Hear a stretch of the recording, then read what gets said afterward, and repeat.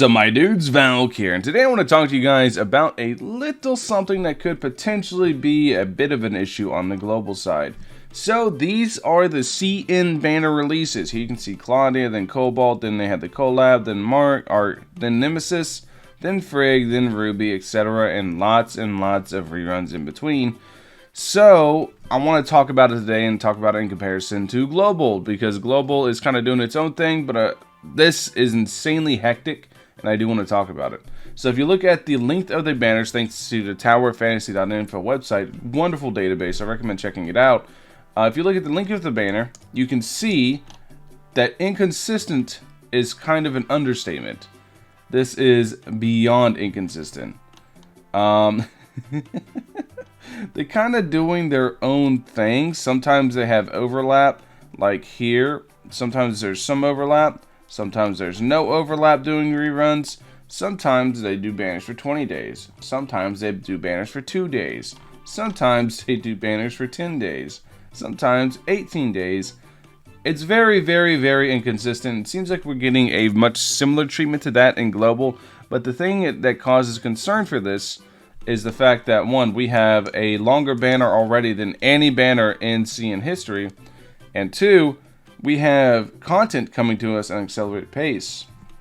So this could be a good thing. Could also potentially be quite worrying, because we could reach, for example, 2.0 in-game content that is balanced around 2.0 units without having 2.0 units. You guys know what I mean? So there could be some rough content ahead, because we're basically, well, I mean, obviously we're going to get 2.0 units with 2.0. I feel like that's fairly self-explanatory, but there's going to be, I don't know what the trade-off is going to be yet, but for us to have, 21-day banners, while the longest banner in CN ever was 20 days with Lin and Sakifuwa, for us to have like full-length banners, there's going to have to be a trade-off, essentially. You can see 19 days for a lot of these banners. There's going to have to be a little bit of a trade-off somewhere. Either that, or we're just going to end up in a discrepancy of dark crystals. Because, like I said, the content is coming to us at a much faster pace than it was on CN. We're literally days away from 1.5 Artificial Island. And then we're probably about, 2 months away from 2.0. Which CN is only on 2.2. That's pretty important to remember. I'm pretty sure by the time CN's getting 2.3, we'll probably be getting 2.0.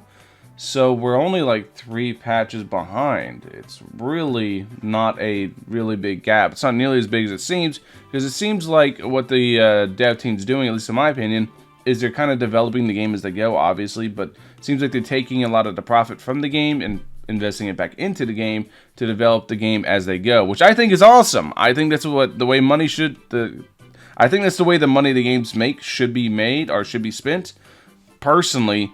But it has potential to create some issues, especially for free-to-play players on side of the global, because content's coming to us at a much faster pace.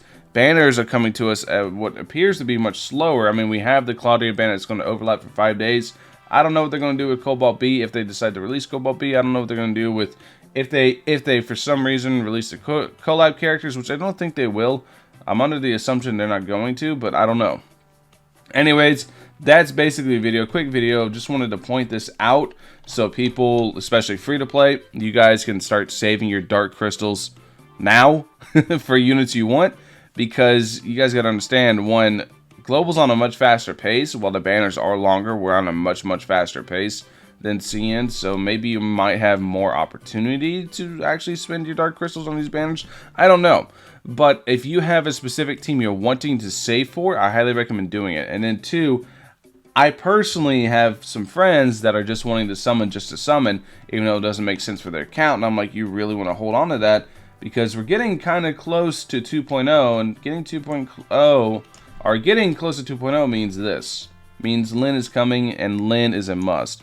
I can only imagine the absolute pain free-to-play would be in if something like Sakifuwa comes out and then follows right after, which is apparently exactly what happened on CN almost. You can see ended 23rd of June, started 9th of July.